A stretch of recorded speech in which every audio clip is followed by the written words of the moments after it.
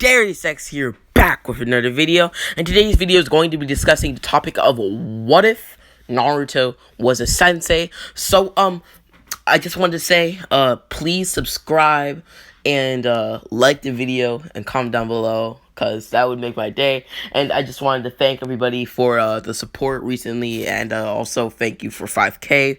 I really appreciate it. Anyways, guys, when I do what ifs, I search them to see whether or not they've been done. And I checked for this what if, and it has been done by my boy, Chunky Jamar. So, if you can, make sure to go and check him out, his version of the what if. And, I know, like, I'm not, like, copying him, even though it's the same idea, but I feel as if, like, credit should be due where it's due. Anyways, if you know what I mean. Now, without further ado, let's get right into the video. In this what if, Naruto was a lot more talented and powerful. He was adopted by Hiruzen when he was a baby and quickly rose up the ranks. Hiruzen was the only father he knew. With proper training and education from Hiruzen and the academy, Naruto became a very clever boy and became a Jonin as well as former Anbu captain at the ripe age of 11, as well as learned 4 chakra natures at the age of 9. These were fire, water, wind, and lightning. And yes, I know it's a little bit young to know not 4 out of the 5 chakra natures, but Naruto is gonna have to be like a little bit more stronger in this what if, because he is going to be a captain after all. Anyways, Naruto being the son of the Hokage would make him go through many personality differences that differentiate from the main source material that we got in the original. For instance, he's more respectful, mindful of his surroundings, smarter, and generally more stronger since he's been tutored by elite Jonin for a large portion and majority of his life. But he does still retain his happy-go-lucky positive attitude that he does in the original, though. But he does know when to be serious and when to not be. Also, he is a lot taller in this what if.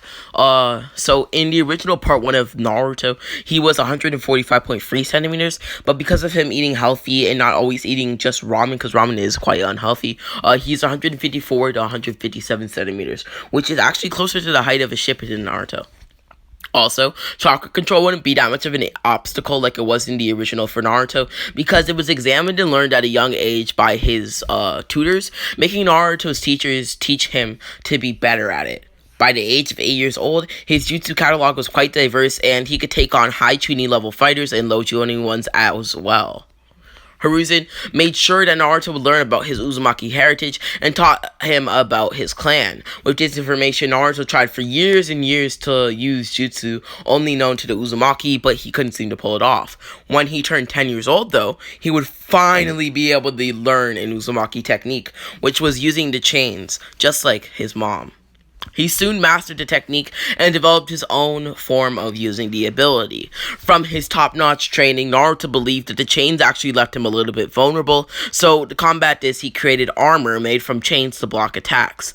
This is because Naruto thinks that within the split seconds of activating the Kekkei Genkai and actually pulling it out, it gives him quite the weak spot, and he knows that it's very bad in combat, stating that an opponent can kill you within seconds, so he has to take the necessary precautions, if you will. He told Hiruzen this information moments after mastering the technique, and he was astonished that Naruto was even able to create a new Uzumaki Only Jutsu.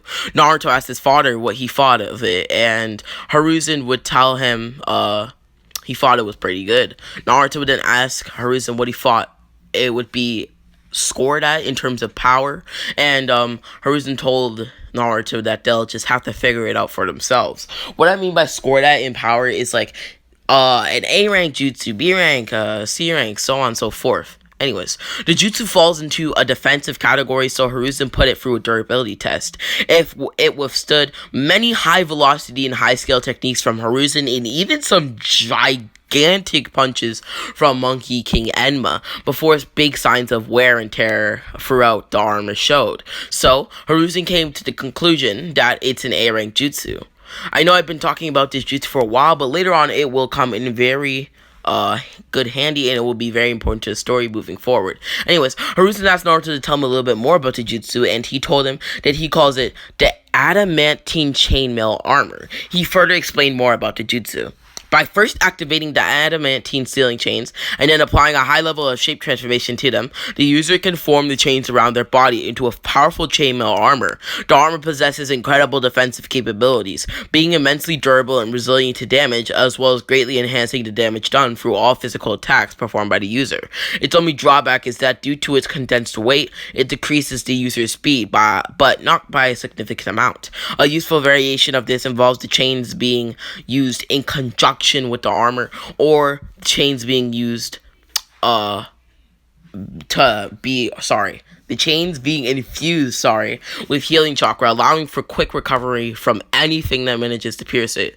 After hearing this, Hiruzen classified it as an S-rank jutsu, but said that it takes big reserves to maintain and keep active. Though, since Naruto is in Uzumaki, he can use the jutsu almost effortlessly and with ease, especially now that he knows how to control his chakra very well. Hiruzen wanted to reward Naruto for making his new jutsu from his Kekkei Genkai, so he rewarded him by telling him that he could learn any two jutsu from the Soul of Sealing, that he wanted. Naruto, excited by this, would peek through the scroll and would learn the multi-Shadokan jutsu and the Rasengan. Now, we are not really that aware of the jutsu within the scroll, so it's just up to speculation. And I do think that the Rasengan would be in it if any of you guys were questioning that, like, oh, why are you giving him the Rasengan? But yeah. Anyways, time in the Anbu. In this portion of the video, I'm going to be discussing Naruto's time being in the Anbu. This is because it has a lot of impact on Naruto and changes his personality a great deal. At 9.5 years old, Naruto would beg Hiruzen and beg him to be able to join the Anbu. And in order to see how much his son's skills has gotten, he would allow for it. 2 months into the Anbu, Naruto had already racked up quite the great name for himself as Naruto of the Leaf.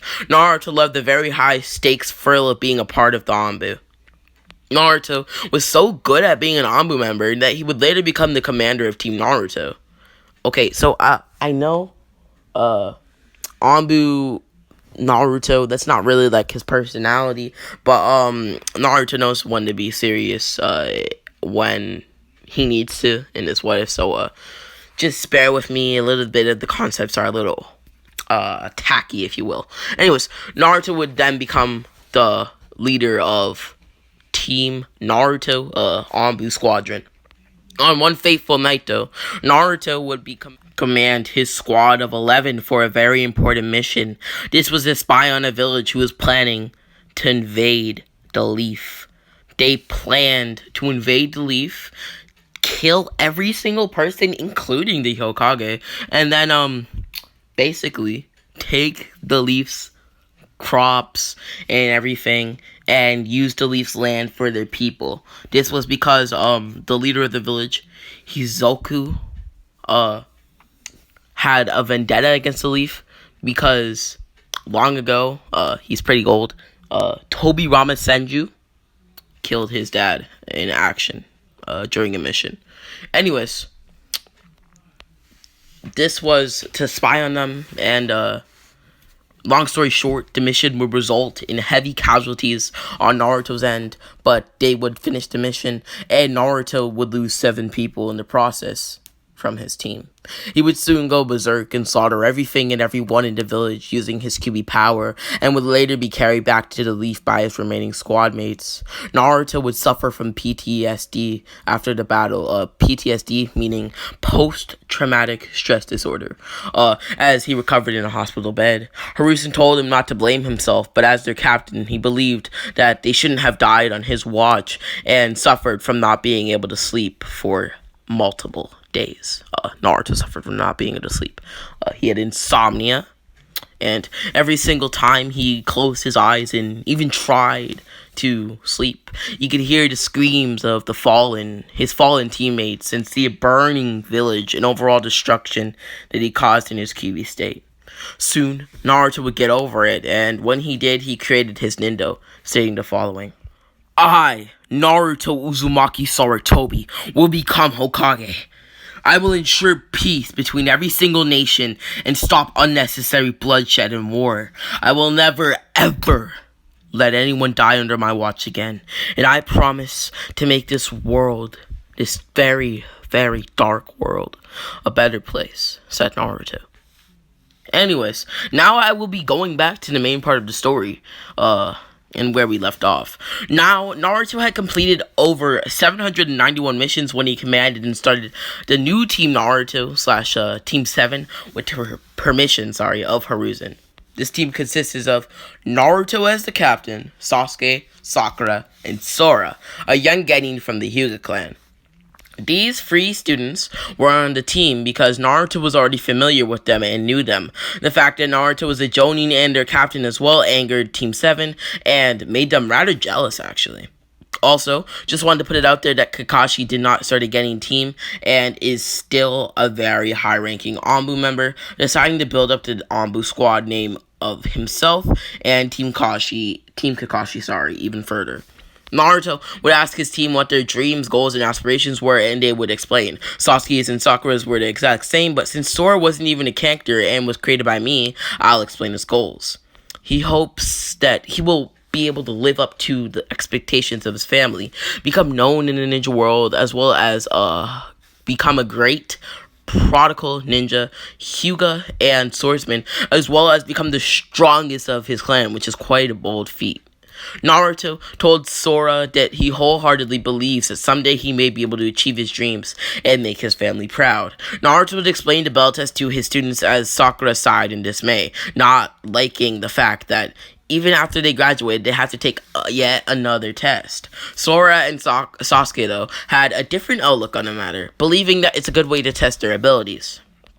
Sasuke would rush to Naruto, trying to land a good hit on him, but he would dodge out of the way, kicking Sasuke onto a tree. Sasuke would then spring towards Naruto again by leaping off the tree. Naruto saw this coming, though, moving to the side. As Sasuke then pulled out his kunai mid-air, he would then try to hit Naruto with it, but he evaded it at the right time, as Sasuke only managed to slice through some of Naruto's clothing. Naruto would then slam a Rasengan at Sasuke as he prepared to launch yet another one. Sora then activated his Bakugan as he saw Naruto doing this, running right across the battlefield and pushing Sasuke out of the way. Naruto, Sasuke, and Sora clashed for brief moments as Naruto then jumped up and hurled down a water-style jutsu, catching them off guard. This attack would knock them back as Naruto then landed on the ground. He would then pump lightning chakra into the tips of his fingertips, as he then unleashed it into the water, electrocuting and causing Sasuke and Sora to pass out. Sakura would then come out of the clearing and out of the shadows with Sora's blade, but Naruto would pull out his katana as he passed chakra through it, making it bigger and even stronger. This would easily be able to knock back Sakura and Sora's inferior blade as Sakura backed up and tried to hit him with a punch. Naruto would easily and quickly move out of the way, sidestepping Sakura and chopping her in the neck, knocking her out. He would then grab his new team as he declared them fit to be a Genin squad. He thought that Sasuke and Sora worked pretty good in conjunction with each other, but believed that Sakura could try a little harder. Naruto would go to Ichiraku's while they recovered in their hospital beds, and Naruto and Kakashi conversed, because Kakashi was actually in Ichiraku's eating some food. Kakashi heard of Naruto's new team and congratulated him on becoming a Jonin master, saying that he might retire from the Anbu himself and start a team. Naruto would tell Kakashi that it's amazing seeing him since he's somewhat of a celebrity throughout the lands. After Kakashi finished eating, he would tell Naruto to try and infuse lightning chakra into his Rasengan. A little intrigued about how Kakashi knew this and how Kakashi even knew that he learned the Rasengan, Naruto would ask him to repeat himself. As he turned his head to look right at Kakashi, he would be gone in an instant. The next morning, Naruto would take the words that Kakashi said seriously and would see what happened when he put lightning into the Rasengan. And he did. It created the Chidori. Amazed at the technique, Naruto would play with it a bit, as he then learned that while using it, the jutsu gives you a sort of tunnel vision. Later that day, he would find Kakashi again and would tell him about what happened, about the tunnel vision, and about how it worked. This is when Naruto learned / would learn that the Chidori gives you tunnel vision, and the only known way to combat this is if you have a dojutsu or have something similar to the Sharingan. Naruto took note of this, and the next day when Sasuke was healed, he would teach him the jutsu. This is because Sasuke accepted the fact that Naruto is stronger than him, swallowed his pride, and asked him to teach him the Rasengan. Naruto, not wanting to teach Sasuke the Rasengan, told Sasuke no, and instead decided to teach him the Chidori, insisting on it. This day forward, even though Naruto was Sasuke's sensei, they became sort of rivals. Team 7 would soon complete multiple missions, and they were getting quite bored of them, eventually asking Naruto to give them a better one. Naruto would ask his father if this was okay, and he was okay with the idea. The next day, Team 7 would carry out a sea ring mission to escort the bridge builder Tazuna back to his home in the Land of Waves. When the Demon Brothers appeared, Naruto would deal with them within a matter of seconds, showing off the Sasuke, Sakura, and Sora the true extent of his power, even though the Demon Brothers are quite weak. Team 7 would soon continue walking, and they would eventually get to the bridge. There, Haku and Zabuza would be waiting for him, getting ready to try and assassinate Tazuna.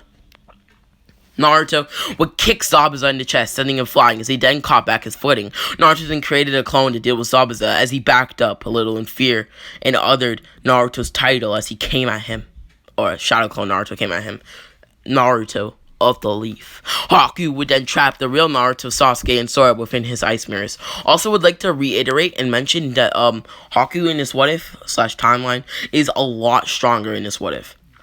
Anyways, Haku would outspeed Team 7's Genin, as Naruto would then jump onto an ice mirror to propel himself off it and towards Haku.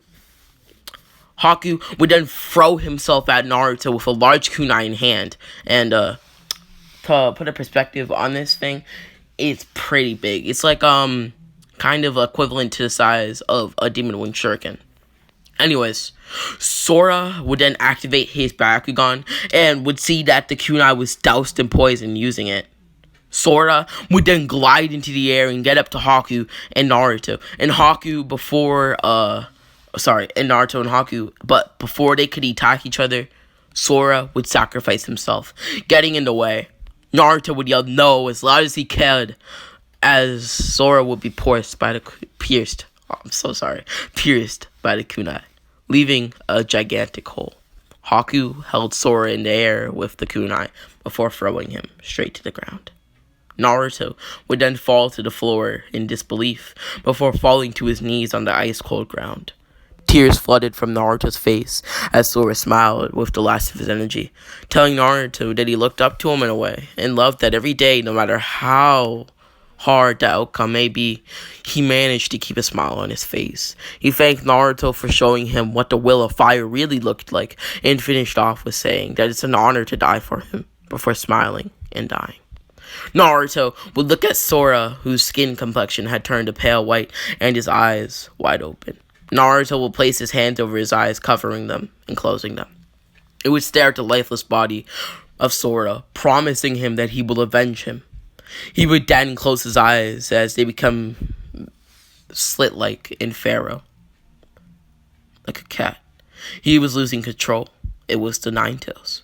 Naruto would then growl as he uttered words telling Haku that he will rip him to shreds. Sasuke would then block an attack with his kunai that was coming from Haku as his free Tomo Sharingan manifested from seeing a dead Sora. Naruto would tell Sasuke that he'll handle Haku and told him the move as he zoomed to Haku before slicing him 200 times with his mighty claws. It would then squeeze Haku's neck as Haku begged for Naruto to let go, for him to get even a little droplet of air. Naruto would then uppercut him into the air before jumping up and slamming his fist right into Haku's gut. Haku would then cough up blood as Naruto then got some of the blood in his hands and flicked it right into Haku's eyes. Naruto would then gouge out Haku's left eye with his hand before squeezing it in his palms and stepping right on it. He then prepared to tell Beast Bomb. Haku and his body would be completely pulverized and destroyed, leaving the once Haku to looked like nothing but ash and debris where Haku's body once stood. Naruto would then run over to Sora's dead body as he tried everything he could, pumping his nine-tailed Kyuubi chakra into Sora. His giant wound would close, but still no life would come back to his body, and he looked cold as ice and blue-lipped. Naruto would then perform CPR, and finally he could see the life come back to Sora. He was so happy. Sora's eyelids twitched as they opened. Naruto, with a smirk on his face, would then tell Sora to never be careless with his life again, telling him that he can handle himself before Naruto passed out.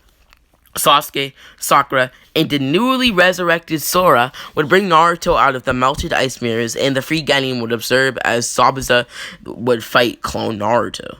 Naruto would then send a devastating and deadly Rasengan into Zabuza, killing him as well as reuniting him with Haku. Team 7 would then walk back to the Leaf, carrying Naruto as they recovered in their hospital bed. Alright guys, so I hope you guys enjoyed this What If. This is the end, unfortunately. And the next part will be covering things like the Forest of Death. And I just wanted to say, if any of you guys were wondering, the Forest of Death will include Naruto, like he will be in the forest. And yeah, I hope everybody enjoyed this one. The training exams will also occur. So thank you. If this video gets like 200 likes, probably. Anyways, guys, hope you guys enjoyed this one, and I certainly did. So see you later. Hope you guys subscribe. That would be pretty nice, you know? That'd be nice if you could subscribe. And also like the video, as well as comment down below your thoughts and feelings about the What If, because I genuinely and honestly would like to know. Sorry. Also, I just wanted to shout out a channel called Lord Chad that I found on while scrolling throughout the